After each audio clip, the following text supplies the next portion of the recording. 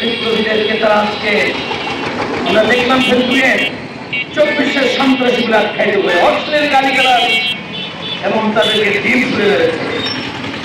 এতে বোঝা যায় যে 24-এর স্বৈরাচার 2000 নিরীহ ছাত্রছাত্রী হত্যা করেছেন, হাজার হাজার ছাত্রছাত্রী শ্রমিক মেহনতি মানুষের বন্ধুত্ব বরণ করতে হয়েছে, সে আক্রমণে চোখ হারিয়েছে।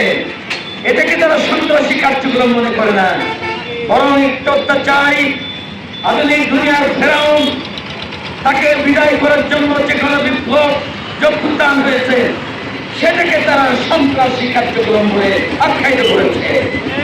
অতএব জুলাই সনদ বাস্তবায়ন করা ছাড়া বাংলাদেশের ভবিষ্যতে কোন জাতীয় সংসদ নির্বাচন এই জাতি মেনে নেবে না।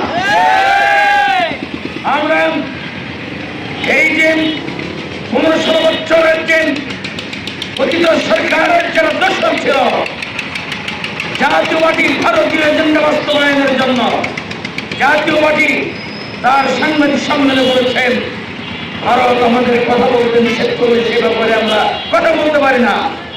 এমন নেন্দুক দর্জি মার্কা জাতীয় পার্টির নেতাদের সব 14 দলীয় সকল অপশক্তিকে নিষিদ্ধ করতে হবে, এটা আমাদের জরুরি দাবি। কেননা সরকারের সকল অপকর্মের বিরুদ্ধে টু শব্দটি পর্যন্ত করে নাই। অতএব তারা ছিল তারা সহযোগী ছিল কথিত ফ্যাসিস্ট সরকারে। আমরা অবাধ সুষ্ঠু নির্বাচনের জন্য পরিবেশ তৈরির আবেদন করেছি। এটা যদি না করা হয়, আজকে আপনারা ডাকসু নির্বাচনে দেখেছেন, ডাকসু নির্বাচনে ছাত্রছাত্রীরা বলেছে, বিশেষ করে ছাত্রীরা বলেছে আমি ভোটার হয়েছি কয়েক বছর আগে, কিন্তু দুইটি জাতীয় নির্বাচনে ভোট দিতে পারিনি।